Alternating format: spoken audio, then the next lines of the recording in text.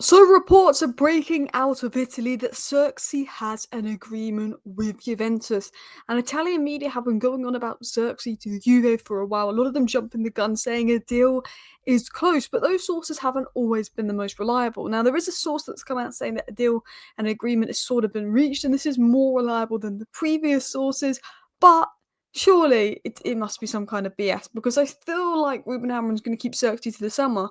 But then a few more stories have come out about Zirkzee leaving, so we're going to debunk that, get into the latest on that. Is Zirkzee going to leave? And all of that. Mendes and Gyokeres, Nuno Mendes and Gyokeres, both open to a Manchester United move. Gyokeres wouldn't be available until the summer, but could United make a move for Mendes? We've got stories on the three left backs we're trying to pursue in January and players that would be interested in joining United, and also a few surprise targets on Amorim's list. We will dive into that. Now, I'm going to save the Rashford stories till the second half of the video because I feel like we have to talk about Rashford every day, and that's because 80% of the news every day is about Marcus Rashford, and I'm fed up and I'm bored about talking about Marcus Rashford, but we will get into the news. Amorim has spoken. He won't be involved versus Liverpool. He's up for sale. Milan are interested. There could be a loan. We'll talk about all the latest on Rashford and other plans. So hello, and welcome back to Alice Talks Football, and welcome back to your 10-minute Manchester United news roundup. Let's get right into it. I apologise for this coming out late, but I've been doing loads of work on my second channel, loads of videos. It's been a busy one. But it was said that Joshua Zirkzee already has a basic agreement in place with Juventus, according to Gazzetta, and that Joshua Zirkzee said yes to joining Juventus, and all that's left in the deal is to be made with Man United. So according to sources in Italy, Zirkzee's actually agreed to join Juventus. Now, would I be totally shocked? No. I think Zirkzee being booed off, it's not working for him having a good relationship with Thiago Motta. I wouldn't be surprised if Zirkzee in his head is thinking about, should I get out while I can? It's not working for me. But I also know that Zirkzee is a hard-working lad and might say, I've only been here a few months, I'm a young lad, it's a new league, and he may want to turn it around. Kai Havertz's first few months at Arsenal, Arsenal fans didn't like him, they couldn't understand the signing. He then sort of hit form in January and was a different player. I'm not saying that Zirkzee's going to do that, but I've watched Zirkzee play for Bologna. He is a good player. I think there's more to bring from Zirkzee, but my question is, I don't know if he's got the mobility for the Premier League. I think if we had a really mobile and athletic team, Zirkzee would work, but because we lack that, there's definitely question marks around it. But Zirkzee, has apparently an agreement with Juventus.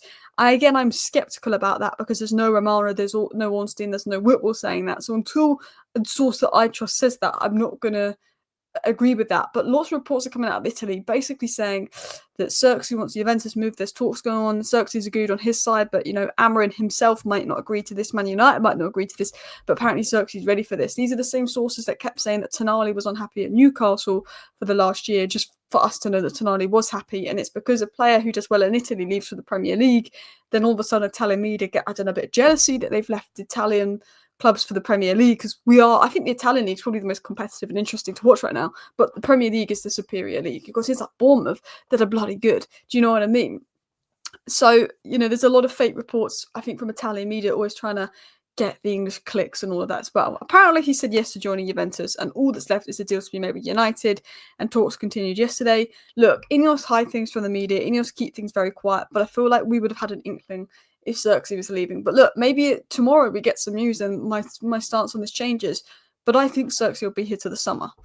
Gyokeres will stay at Sporting to the summer. I was told, and it's actually now been reported, and we're going to get into that in the next slide, that there was a gentleman's agreement that when Amorim left, he wouldn't buy anyone from Sporting until the summer. But it was said that Gyokeres and Nuno Mendes are both keen on joining Manchester United, so that's both players. And then a different source of information said that Nuno Mendes is ready to join Manchester United. His girlfriend lives in Portugal, but Mendes wants her to join him in Manchester as she's already thinking about packing her bags. Nuno Mendes has not signed a new deal at PSG. Apparently, he's not particularly happy having to play a more defensive role there, and would be interested in linking up with Amorim and playing as a wing back again and going to the Premier League and having a new challenge. Again, he's got the same agent as Ruben Amorim, Jorge Mendes. There's some connections there. Jorge Mendes has a very good relationship with both PSG and United. I think Nuno Mendes is seen more of as an opportunity. If the player says he wants to go to United, how much would PSG be willing to sell him for is the question as well. The left back market is quite good out there, so I think if PSG sold Nuno Mendes, there's quite a few options in mind that they would have. I don't know if Nuno Mendes is open to United. A lot of sources are saying he is, but could he be using that to get a better contract at PSG? That's also the other question. Could he be using us?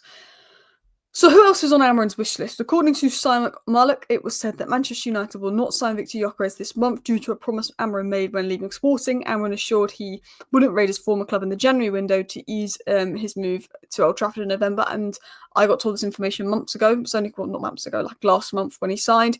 Yeah, I'm surprised it's only coming out now. There's some kind of gentleman's agreement there. As I spoke about many times, we will not get Gyokeres in January, despite rumours saying that we're going to make a move from now. It's BS merchants using United for clicks in the media saying that we're going to get Gyokeres now and we're going to make a link. Like, because, you know, we've been aware of this for ages. But apparently Gyokeres and Goncalo Inacio are high on his Sporting transfer wish list. Now, for me, I understand Gyokeres 100%. But I don't know about Inacio. I like Inacio, but he's very similar to Leacher. He isn't the most physical, and I think in the Premier League he could struggle. I want a left centre back that is physical but fast. I like Brownford, but maybe he's not quick enough. Hincapie's a bit more physical. Lukabar, Schlotterbeck's the ideal one for me. You know, Hatto's there. You could go for someone like Hancho. I like Inacio, but I wouldn't want to get more than one playing for Sporting because we did that with Ten Hag and Ajax, so we've got multiple. I think we only need to stick with the one Sporting player, and I think we would go for Gyokeres. I think Quenda would be the one that we look at maybe afterwards. But I think there's such a good left centre back market out there. We don't need to raise Sporting for all those players because I think we'll be repeating the Ten Hag Ajax mistake, which I don't want to do. Although we do have very good luck when it comes to appointments from Sporting. It was also said by Sean Connolly via the United Red report on X that a left-sided fullback remains a mandatory priority for everybody within the club, which, you know, goes without saying. Hope of concluding a deal in the coming weeks for a left fullback, which would be great if we can, and that Kirkes, Mendes and DeMarco will decide targets. I can't see DeMarco leaving Inter with where they're at. Again, Mendes, I think, is maybe the most realistic. I just don't think Bournemouth would sell in January. The only reason I think PSG could sell in January is because of the contract situation. But I think, you know, Kirkes, Mendes and DeMarco, they are obviously the top three. They're probably DeMarco would be a brilliant fit if you look at how he plays for Inter. Mendes would be a good fit because he played with Amorim before. And I think Kirkes is that young player that had a phenomenal game as well for Bournemouth today. The assist he got today as well, phenomenal player. So they would be my three first choice left backs. Fourth would be Dorgu, if I was going to be honest. And now let's talk about the Rashford situation, because Fabrizio Romano said the situation between Ruben Amorim and Rashford is not resolved. He can leave the club in January. I think we figured out that it wasn't resolved. Amorim spoke again for the 999th trillionth time on Marcus Rashford, saying, I've already spoken about Rashford a lot. It depends more on him than me. He has to really want it. He's here. He's our player. If he's ready to play, I decide. He said, at that moment against Newcastle, I was focused on turning the game around, scoring a goal, so I picked Garnacho. I wasn't focused on whether to bring Marcus Rashford in or not. He's been out 4 games. If he's not ready to play, if he's ready to play, but if he's in, he's ready to play, but I picked Garnacho. Clearly, Ruben Amorim, even though I think Rashford would have made more impact than Garnacho and Anthony, clearly Ruben Amorim is done with Rashford. The situation is not resolved. He's saying Rashford really wants it, but I just feel like there's something more going on. I know he went to the club and all of that, but apparently he's been working really hard in training lately. And apparently he's ill. There is a lot of bugs going about, so I don't want to speculate too much. But he said in the squad that there's no Rashford because he's sick. He won't be in the Liverpool squad. Evans is out and Lindelof and Shaw are still out, but they're almost here. I think Luke Shaw, we need him because he right now he'll do a better job on the league at left centre back. We need Luke Shaw to stay fit. Generally, like, Luke Shaw's got to go because of his injury record. But if you genuinely don't think that Luke Shaw could be a valuable left centre back, you're crazy. Luke Shaw, left centre back, De Ligt central centre back, Euro right centre back is what we need, from my opinion, because Leach has been off it. And it was said that Manchester United have held talks with AC Milan in recent days surrounding Marcus Rashford. United are pulling off strings to offload him. It seems that we're really focused on getting Rashford out, and I think it's because it will give us a big chunk of wages and fees to potentially invest in an attacker in January. But Cunha signing a new deal at Wolves looks like it's going to happen. I don't know who we go for. In terms of attacking investments. I think there's not many people that are going to be available for sale in January. It was said that United want to offload Rashford in January on loan with an option to buy.